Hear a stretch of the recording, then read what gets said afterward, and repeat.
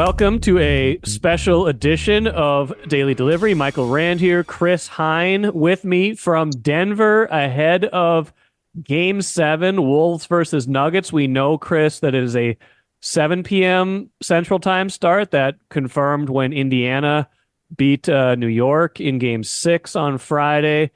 So, a few extra hours for them to think about it, a few extra hours for Mike Conley's injury to feel better. I don't know, whatever it is, it's a night game and it's for everything, right? Yes, it is. Your friendly traveling beat writer was hoping for the afternoon start. Yes. We prefer the afternoon starts when we don't have crushing deadlines to try to hit.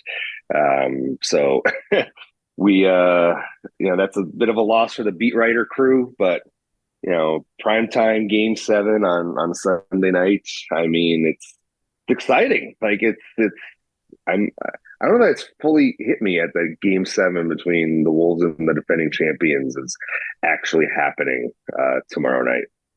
I don't know if it's hit everybody because it's only the second Game 7 in franchise history. The first one was awfully famous, and I wrote about this and talked about this a little bit the other day, but this one will come on the exact 20-year anniversary of the only other Game 7 in franchise history. That was May 19th, 2004.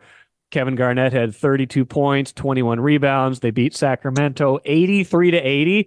I'd be surprised if this one's 83-80, although it's not surprising when one team has that little. It's been a weird series, right? Like aside from Game 1, which was pretty close until the final, minute and a half, 2 minutes, there hasn't really been a ton of tension for as even as the series is in terms of overall games won. It's been kind of blowouts and comfortable wins. Yeah, it's a very odd tone to the series. We all kind of thought that like Wolves' late game offense and execution we'd shine a light on that in this series, and it hasn't happened outside of like you said, a couple stretches of Game 1 there. One thing I think to keep in mind about Game 7s, they tend to just be kind of weird. Yeah. Weird things can happen. I actually was looking up the other day when I was writing about Mike Conley yesterday, some of his Game 7s. And a few years ago, the Jazz in the bubble played a Game 7 against Utah. And the whole series, everybody scored triple digits pretty much the entire series, yeah. Right? But Game 7 was like 82-78. Yeah. It was very strange. Like it was not like the rest of the series went at all. So I think you have to be, as a fan, you have to be expecting anything to happen, like literally anything, good or bad, because Game 7s can just be weird because guys, maybe they try to do too much. Maybe they're overly nervous. Maybe they're overly excited. I don't think shooting, I think tends to wane a little bit in Game 7s. We'll see how the officials decide to call things. You'd think going into it that the officials don't want to decide a Game 7. So maybe that leads to a looser whistle, which I think would benefit the Wolves if that were the case. Yes. But you never know. Maybe they do call it tightly. Anything can happen. All bets are on the table for how any player may perform in Game 7. Well, I'm sure, and people should be ready for that anyway, even if it wasn't that history of a Game 7, because that's the way this series has gone. Just when you think you can predict what's going to happen in this series, the opposite happened. Like you'd have thought Denver would win at least one of those first two home games. Then you would have thought, well, man, Minnesota looks like they're on cruise control. They're going to win at least one of the two in Minnesota. And then, Game 6 looks like the Wolves are, on their last legs. They go down 9-2 early after being, run off the gym 3 games in a row. And then they win by 45. Like nothing about this makes sense. So I think, whatever happens in Game 7 will happen. I think part of the two that makes it weird, right, or that causes it to maybe be lower scoring or strange things happen is like these teams know each other so well by now, and they're tired, right? Like they're kind of sick of each other, and they know each other's tendencies. They're like, oh man, these guys again for the seventh time in 2 weeks. Like we know what Nikola Jokic is going to do. They know what Ant's going to do. They know everything that's going to happen. So like stopping it is maybe a little bit easier, and they're just kind of gassed. So yeah, I wonder how all of that plays into it. And adjustments. We love to talk about adjustments, and I think the Wolves did make some adjustments, doubled Jokic a little bit more in Game 6 with some effectiveness, but you don't know if those are going to hold up in Game 7, right? Like these guys will have counterpunched so many times by this point. Yeah, so I think that plays into maybe a little bit of what I was saying earlier, which is if you double Jokic and you make the bet that in a game 7 you're going to make the other Denver Nuggets beat you as opposed to Nikola Jokic. And I think maybe in a game 7 that might be the smarter bet to take. I don't know. Who knows? Maybe at home, somebody like Michael Porter Jr. hits 2 threes early, and all of a sudden, Yeah. he's out of his slump and he's off and running. And then if you add in that with Nikola Jokic's scoring prowess, are you in even more trouble than you might have been if you just decided to play Jokic straight up? I don't know. But I did think the Wolves. I think what the double teaming did for the Wolves in game 6 was, I think there's a little something to be said about it activating their defense Yes. and just forcing them to play with effort and energy. Whereas if you double Jokic, everybody else on the floor knows they're going to have to rotate and react and be on their next man or their next assignment in the rotation.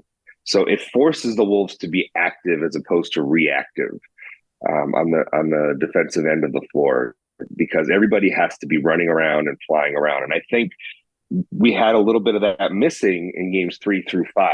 Yeah. The defensive activity wasn't quite there. They were a step slow, but when you're going to have to be flying around on a defensive possession, I think it gives the Wolves maybe a little different mindset. So I wouldn't be surprised if early in the game the Wolves opt for this strategy just to try to get themselves going, get the juices flowing, get the energy flowing on the defensive end of the floor. And, because I think that was so key to what they did in games 2 and game 6, just having that extra edge and energy right from the jump. And I think doubling Jokic and forcing yourself to rotate around with all 5 guys is one way to get everybody into the game early. Yeah, that's a good point. And they had to do that in game 2 without Gobert. And then, their preferred method, like you said, is to single Jokic and then kind of let Gobert roam, but that's not a true double team. That's like he's kind of protecting a lot of different things. But Jokic was so good especially in games 4 and 5, and other guys were still making him pay, that it didn't really pay off. But you're right, game 6, they were flying around and they were doing some of the kind of scramble things. It was almost best of both worlds where you can contain Jokic and everybody else. Although I think Jokic alluded to this, I did think Denver missed some shots that they usually make. Like obviously Denver's not usually going to score 70. I thought the Wolves defense was very good, but like Denver missed some open shots in game 6 that I don't think you can just flat out count on them to miss in game 7. Yeah, I would agree with that. I think especially early on in that 20-0 run, there were just some flat out misses by Denver that had little to do with the Wolves defense. The Wolves defense was excellent. Don't get me wrong, but I do think in the first quarter of that game, it was a perfect storm of, shooting averages finally maybe catching up to Denver after some hot shooting nights. So I think they were like, 45% or something like that from 3-point range in games 3 through 5. So, they were missing some shots. It really was, I feel like, the perfect storm in game 6 in that way. So I think if you're Denver, that's what you kind of hang your hat on is, those open shots were still, a lot of them, or at least a decent number of them, were still there. It's about hitting them. But if that's going to be the Wolves strategy, then you got to come out in a game 7 and knock those shots down. And maybe that's the bet the Wolves are willing to make now, is trying to make the supporting cast beat them as opposed to just Jokic as a scorer. We saw how important Mike Conley Jr. was all season, even after the trade last year, and we certainly saw it in the difference it made in game 6, just how he calms things down, how he can make big shots, how it takes a little bit of the stress off of Anthony Edwards to be in more of that primary ball handling mode where Denver can more easily double him and attack him. Seemed like Conley came through the game relatively healthy. Is he, we saw how important he was all year. We know it's what he brings to the court, what he brings in terms of helping them with their, emotional maturity level. He's got to be right up there in terms of the biggest factors in a potential game seven. I feel like he's especially important against a team like Denver that is so hard to, that will absolutely fillet you if you make a mistake or two. Yeah, he really is on the offensive end of the floor because I think what you saw in Game Five when Ant had the ball at all times, just having that pressure Yeah. release of Conley being able to bring the ball up and get the Wolves initiated into the offense, I think did wonders or does wonders for Ant just to be able to not have to go all 24 seconds of a possession with the Yeah. ball in his hand.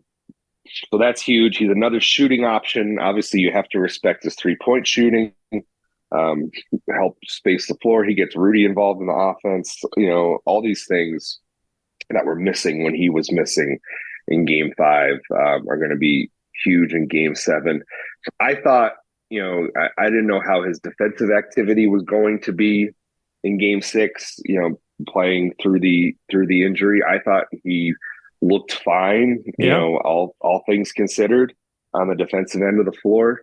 One of the things that I think benefits the Wolves here, I think both teams benefit from having the 2 days off here. Denver to Yeah. just kind of recalibrate and take a breath.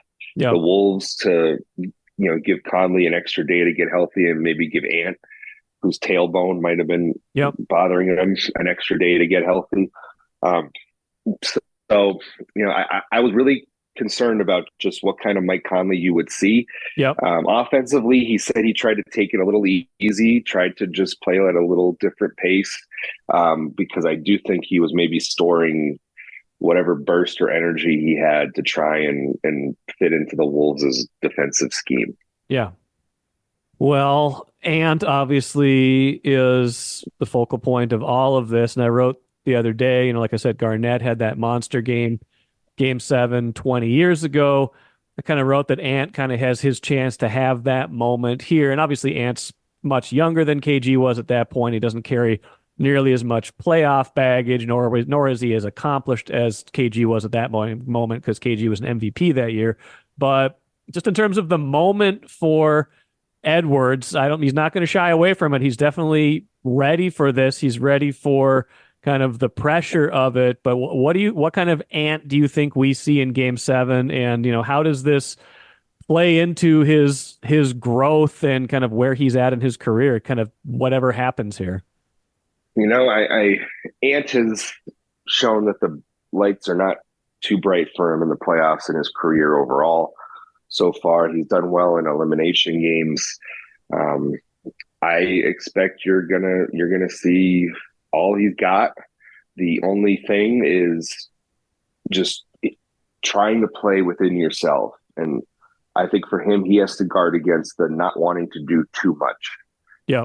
That's the biggest thing for him, and I think he's done a relatively good job of that this postseason.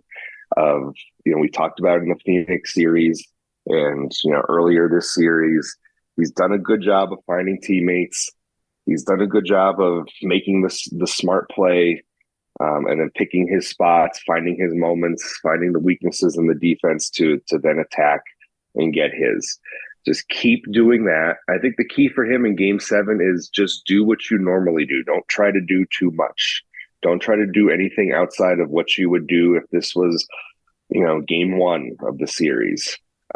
So that's what he has to guard against, especially on the road, trying to put the team too much on his back and forsaking the help of his teammates. The best thing he can do, especially early in the game, is maybe get his teammates going. And, I think that's the key. That's what happened. He had a big first quarter on Thursday night. Everybody had a big first quarter on Thursday night. Right. But look at how much different it was when Jaden McDaniels got going. Yeah. When Carl had the big game two, when Naz Reid was going in the fourth quarter of game one, when he has somebody alongside him that's feeling it, Yep. that's when the Wolves that's how the Wolves are going to win is so finding whoever that person is that's going to come along with him for the ride scoring wise Sunday is what I think he has to figure out early. Royal Credit Union's smart checking accounts offer no monthly fees and no minimum balance. Enjoy financial freedom when you open your Royal Credit Union smart checking account online at rcu.org/go checking. Insured by NCUA. I wonder what Denver is thinking right now. And obviously they are resilient, but this is the second, they're coming off their second blowout in this series. It was the 26-point loss in game 2, now 45 points in game 6 with a chance to end the series. Obviously they came back from game 2 just fine and blew out the Wolves in game 3, but I kind of wonder where they are just in their preparation, in their mindset, in their adjustments, just everything, having been blown out a second time now. I think they've been in this situation before. The last 5 years, they played a few game 7s, been successful in them. You just draw on that experience. You have confidence that you are the more mature team in this situation, that you have been there. They haven't. You're in front of your home crowds. They're not. You hang your hat on the fact that, yeah, okay, they blew us out, but we could blow them out just as easily. Yeah. But as we've seen in this series, and I don't want to reduce it to just this, but is Jamal Murray going to show up, or is Jamal Murray not going to show up? Yeah. Because if Jamal Murray doesn't show up, the Wolves are probably going to win. If Jamal Murray shows up, Denver's probably going to win. You don't want to reduce the series to just one factor like that, but it feels like that, doesn't it? Does to me. I mean, he has not been great in a lot of these games, and a lot of it is what they're doing to him. A lot of it is, I'm sure he's not been healthy for a lot of this year, and certainly hasn't been healthy in the playoffs. But yeah, if you don't have that kind of running mate, and then you're kind of depending on Aaron Gordon, Michael Porter Jr., like those guys certainly can do it. And I think Gordon has been excellent when Denver has thrived in this series. But yeah, if you don't have him, you're asking a lot of everybody else, and you're asking a lot of Jokic, who again is a willing participant, is a 3-time MVP for a reason. But Murray's your clear number 2, and if he has another 4 for 18 game, I don't like Denver's chances for sure. No, absolutely not. And I think that's when we think about those misses in game 1, that's what it was. It was Jamal Murray missing a lot of shots all over the floor. Yeah. And the Wolves just thrived off of that. He was saying that his elbow was bothering him. We'll see if he's able to get that healed in time. Not sure if there's any lingering issues with him and his calf, but we'll see. And, especially if the Wolves and if the referee is going to let the Wolves play physical defense again, that's target number 1 when it comes to, them playing really physical, is making life as difficult as possible for Jamal Murray.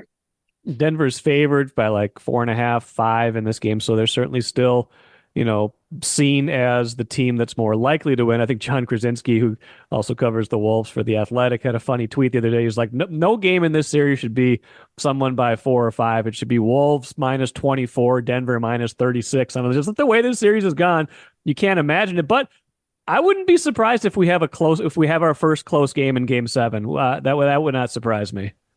I have zero feel for what's going to happen. Yeah, neither do I. I don't even want to predict anything, because I did not think we'd see the kind of effort that the Wolves put on display in game 6, and vice versa for Denver. So I have absolutely zero feel for what's going to happen on Sunday. I'm just going to try to sit back and enjoy it and write whatever happens. Yeah.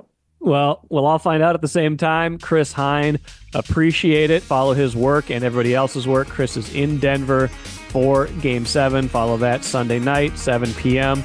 And Chris, I'm sure we'll talk to you soon. Sounds good. Thank you, Mike.